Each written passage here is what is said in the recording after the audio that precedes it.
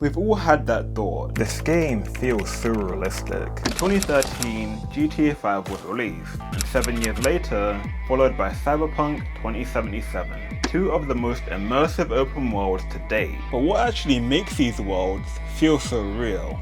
To find out, we're going to compare 5 categories across both games. And by the end, we'll have a winner.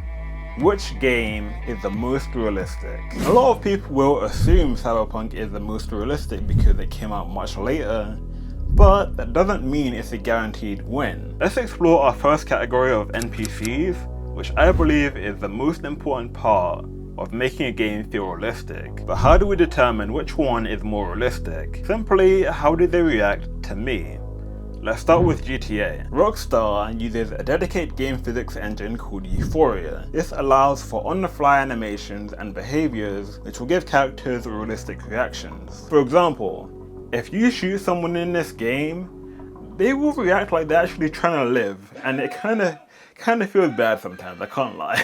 Any studio could buy the licensing for this, however, not only was it expensive, but what you're paying for is for someone to come to your studio and integrate it exactly for that game engine. According to Harry Denholm, the technical lead behind Euphoria, he said Rage's physics was able to pull off effects that other commercial physics engines struggled with. They were the perfect couple when GTA 4 launched. However, they toned it down a lot from GTA 4 because it was a tiny bit exaggerated, even though in GTA 5 there is still that tiny bit of goofiness in there because some of these characters are really just doing whatever they want before they die. However, if you take Euphoria and pair it with Rockstar's own physics engine on the side, which was the Featherstone Articulated Body method, that allowed for a more accurate simulation of a human. These NPCs feel as though they actually react to everything realistically. Not only that, but it feels like they're actually trying to survive in this place. I was so surprised when someone stole my car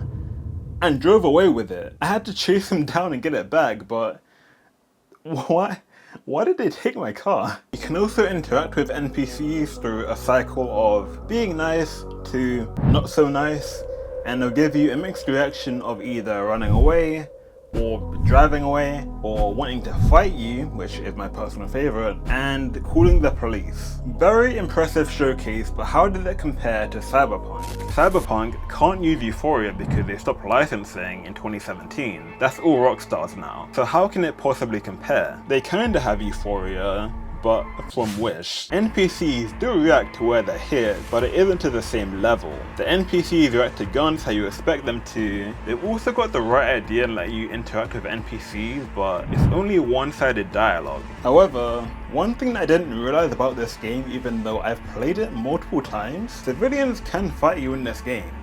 You just have to shove them 3 times to get any type of reaction, which is kinda odd, but you know what, it works I guess. Most of the time people will just run away, but it's almost as if CD Projekt Red didn't test this out fully themselves. I figured this out when I was in a club and I shoved someone 3 times by accident and they started fighting me. And I thought, you know what, I can't fight in here, let's take it outside.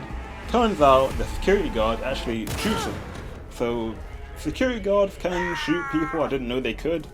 But also, it's almost like they didn't realize they could do this either because the guy can't move. Turns out the only way to get him to move from this location is to get someone else to fight you and he'll start moving around trying to kill them. But also on top of that, the police officers don't care if you shove them, so it felt really incomplete, like they wanted to put this in but they kind of just didn't finish it.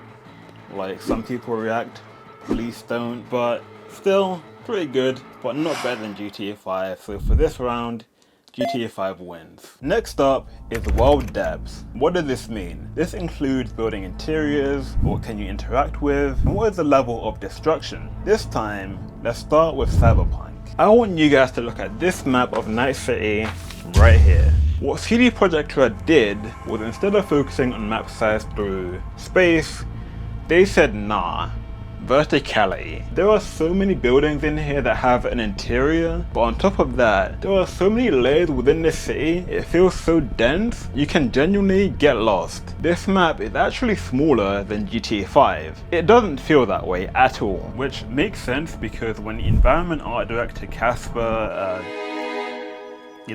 I'm not gonna try and say that. When he talks about it being handcrafted, they were able to swap out pieces like Lego, and that made things a lot easier. Not only that, but past mission locations are kept accessible for the most part, despite some of them being empty. These places add a lot to making the world feel more lived in and more realistic. You can interact with terminals, computers, windows, radio, TV. It's small things like that that add a lot to making the world feel more realistic, because things that you expect to be able to interact with are actually interactable, along with a lot of the world feeling destructible, especially vehicles. But how did this compare to GTA? Okay, so no budget for this one, but good thing I know how to edit. This is actually the opposite direction that Cyberpunk took. So GTA 5 has a lot of space, but not as much density. But that doesn't mean there isn't a lot of depth to this city, such as convenience stores you can use normally, or you can rob them if you want. You have a functioning mobile phone you can even use the stock market on. There's small banks with ATMs as well, but also my favorite is a metro station, which is one thing that I wish Cyberpunk had. But weirdly enough, this actually feels like the part that GTA 5 took a step back in. It has these very cool interiors for missions until, yep, let's just take this, move it down here. Alright, that looks good. It's locked off, which I can only assume was because it was originally on PS3 and Xbox 360, unless they do the same thing in GTA 6, which I'll then be asking why. Even if you compare it to GTA 4, that had fast food places, internet cafes, and my personal favorite, a hospital lobby. Simply adding any of this to GTA 5 would make it feel so much more real and less surface level. So even though both have a good level of destruction, GTA 5 more so, and a good amount of things you can interact with, for this round, Cyberpunk takes the win because the level of depth in that game with all of the interiors is crazy good. However, there may be another reason why GTA 5 is the way it is. Let's talk about activities. I believe this is the second most important thing in making an open world feel realistic. What does the game allow you to do on the side? Let's start with GTA. It had been about 10 years since I last played GTA 5 story mode, so when I was revisiting it for this video, I couldn't believe my eyes. There is so much here, from tennis to street races, triathlons, parachuting, 10-minute long movies. You can even purchase properties to earn passive income. So yes, there may not be as many interiors within GTA 5, but they make up for that with a lot of activities. I just wish there were more combat related ones as well, like being able to do a custom heist, just like you can do online. There's also many random encounters you can have in this game with a lot of variety. But there is a very stark contrast between what GTA gives you as activities and what Cyberpunk gives you. Cyberpunk doesn't really give you activities, they give you mercenary jobs, and you can deal with cyber psychos, NCPD jobs as well, but aside from those, you can do some street races, just like GTA, you can play some arcade machines, there's drinking, there's dancing, but there's also random encounters in Cyberpunk 2. Not really encounters, more like stuff happening in the background. You can get involved in it if you want, but compared to GTA 5, they make it a point that something's actually happening. So you always get rewarded in GTA 5, but in Cyberpunk, it's more like you just want to be a good guy and save this person. You can if you want to. Quest designer Philip Weber states, they wanted to create some amazing content to fill this world with things that are meaningful. Understandably, you do play as a merc in Cyberpunk, so having so many jobs revolve around killing makes sense, and they are meaningful. But sometimes, I'm just trying to chill, which GTA seems to understand. To give a brief example, there are multiple missions where you're boxing in this game and by the end, you reach a championship match. This was fun. Why is this not a repeatable activity that you can do to make some money? Just like how races were originally just a quest line until they made it repeatable through an update. Since once these killing jobs are done, they're done. So what else is there to do within the game? Definitely a missed opportunity to have there be a lot more to do within Night City. So for this round, GTA wins. These final two categories are very close, but this time I won't say who won until the very end, so you guys can guess. Next up is the police. How do they operate and how did the star system work? We'll start with GTA, the origin of the star system. Police in this game are fairly intelligent. I mean, it is realistic that some people don't want to do their jobs, but they will target you and also NPCs if you get attacked by them. They will also steal your car if there's none around, which I think is just something that NPCs do in Los Santos. But now, let's move on to the consequences. 1 star is an arrest, and if you resist, it goes to 2 stars, which is more cars and the intent to kill. 3 stars is a helicopter, roadblocks, and heavier guns. 4 stars is the tactical unit, and they have an additional helicopter, and it is more aggressive. And finally, 5 stars is increased numbers in the police, and maximum aggression. They really come from all angles and make it difficult for you to escape. They even invade your home if you try and take cover in there.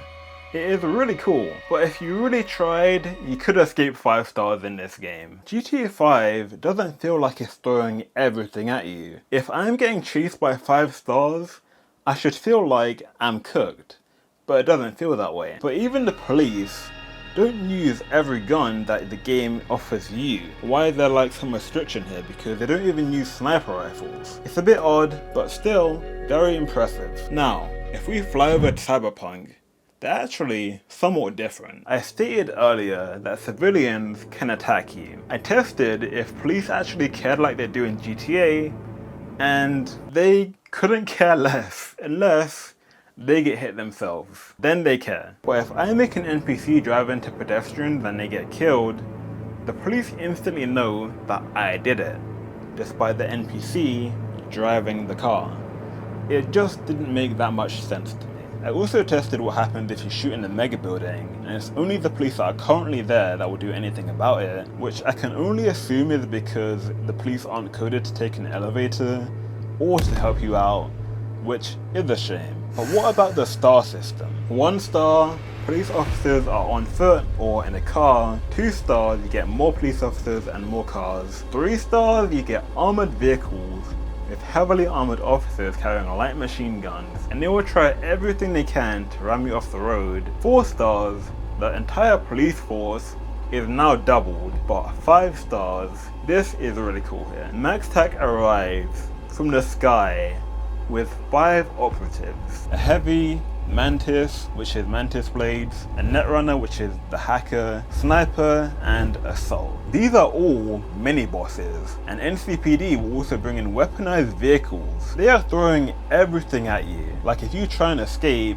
they stop your car. Good luck, especially if you're out in the Badlands. One thing that makes it even cooler is that gangs will actually join in and shoot MaxTac, so it turns into this massive shootout between you, gangs, and MaxTac. Now remember, I'm not saying who won this round yet. Let's move on to our final category, which is simulation. This category is very simple.